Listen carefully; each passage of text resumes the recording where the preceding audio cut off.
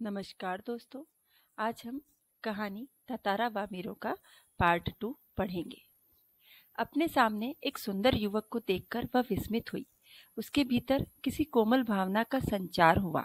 कितनु अपने को संयत कर उसने बेरुखी के साथ जवाब दिया, पहले बताओ तुम कौन हो? इस तरह मुझे घूरने और इस असंगत प्रश्न का कारण? अपने गांव के अलावा किसी और के गांव के युवक के प्रश्नों का उत्तर देने को मैं बाध्य नहीं, यह तुम भी जानते हो। ततारा मानो सुधबुध खोए हुए था। जवाब देने के स्थान पर उसने पुनः अपना प्रश्न दोहराया, तुमने गाना क्यों रोक दिया? गाओ, गीत पूरा करो। सचमुच तुमने बहुत सुरीला कंठ पाया है। यह तो मेरे प्रश्न का उत्तर न हुआ, युवती ने कहा। सच बताओ तुम कौन हो? लपाती गांव में तुम्हें कभी देखा नहीं। ततारो मानो सम्मोहित था।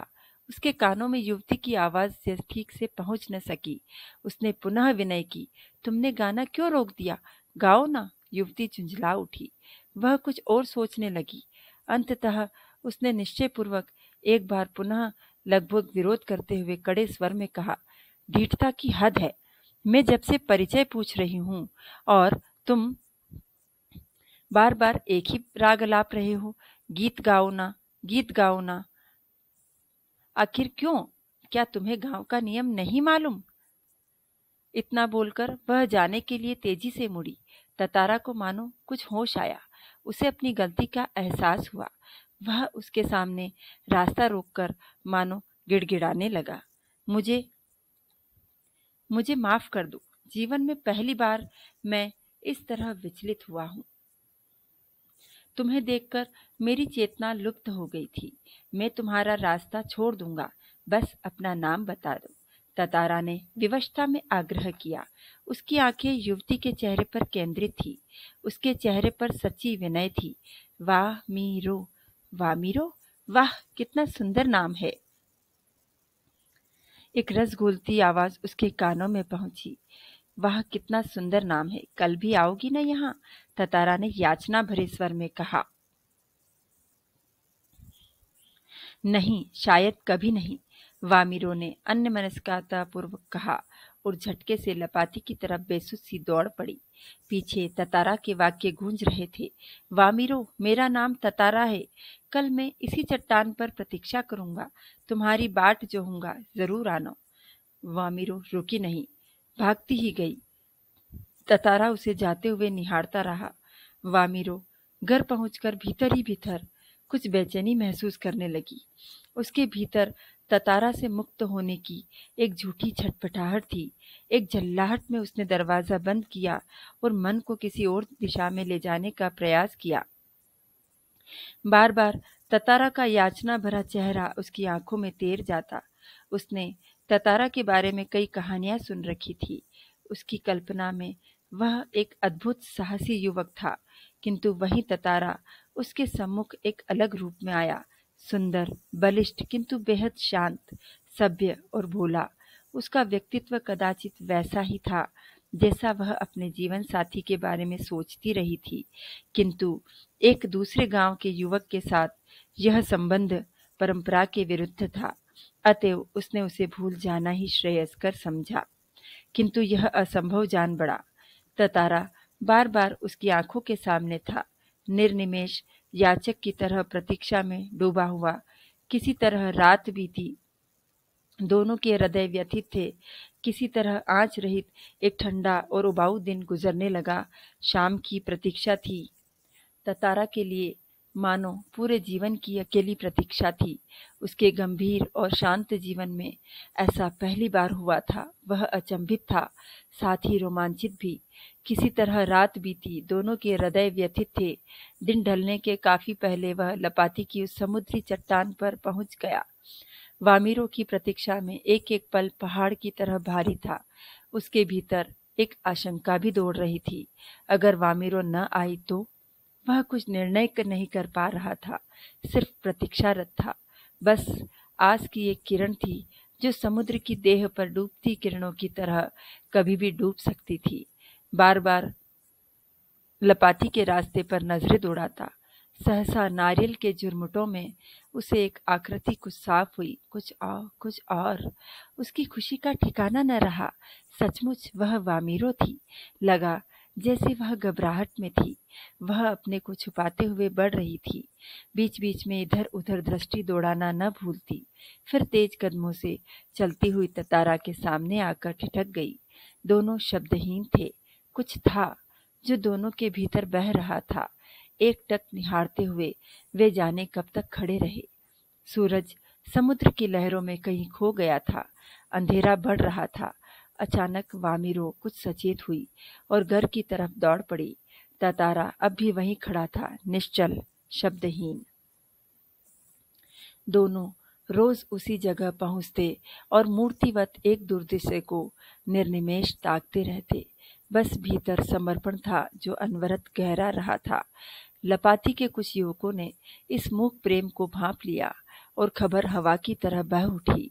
वामीरो लपाती ग्राम की थी और ततारा पासा का। दोनों का संबंध संभव न था। रीति अनुसार दोनों को एक ही गांव का होना आवश्यक था। वामीरो और ततारा को समझाने बुझाने के कई प्रयास हुए, किंतु दोनों अडिग रहे। वे नियमतः लपाती के उसी समुद्री किनारे पर मिलते रहे। अफवाहें फैलती रही। कुछ समय बाद पासा गांव में पशु पर्व का आयोजन हुआ। पशु पर्व में हष्ट पुष्ट पशुओं के प्रदर्शन के अतिरिक्त पशुओं से युवकों की शक्ति परीक्षा प्रतियोगिता भी होती है। वर्ष में एक बार गांव के लोग हिस्सा लेते हैं। बाद में नृत्य, संगीत और भोजन का भी आयोजन होता है। शाम से सभी लोग पासा में एकत्रित होने लगे। धीरे धीरे विभिन्न कार्यक्रम शुरू हुए। ततारा का मन इन कार्यक्रमों में तनिक न था। उसकी व्याकुल आंखें वामीरो को ढूंढने में व्यस्त थी। नारियल के झुंड के एक पेड़ के पीछे से उसे जैसे कोई झांकता दिखा। उसने थोड़ा और करीब जाकर पहचानने की चेष्टा की। वह वामीरो थी जो भयवश सामने आने में झिझक रही थी। उसकी आंखें तरल थी, होंठ कांप रहे थे। ततारा को देखते ही वह फूट कर रोने लगी। ततारा बेहल हुआ। उसे कुछ बोलते ही नहीं बन रहा था। रोने की आवाज लगातार ऊंची होती जा रही थी।